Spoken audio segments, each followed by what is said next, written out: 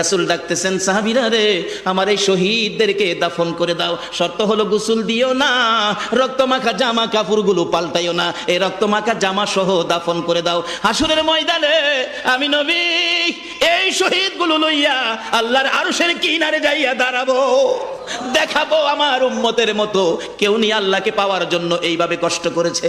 এবার দাফনের কাজ শুরু হলে কিতাব লেখে 69 জনের দাফন শেষ। 70-এর মাথায় আসওয়াদ দূরে পড়ে আছে। আমার নবী 2 কদম সামনে গিয়ে দেখে আসওয়াদ নতুন তরবারি হাতে চিত হয়ে পড়ে আছে, শহীদ হয়ে গেছে। আমার নবী ডাকে, রে আসওয়াদ, মদিনার হুর বিয়ে করতে পাঠাইছিলাম, মদিনার হুর বিয়ে করলি না, যুদ্ধের ময়দানে জীবন দিয়ে বিদায় হলে।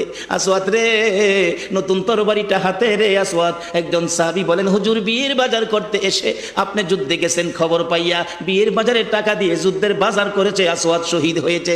আমার নবী ডাকে, মাবুদ আমার আসওয়াদকে তুমি কি দিবা গো আল্লাহ, মদিনার হুর নিল না।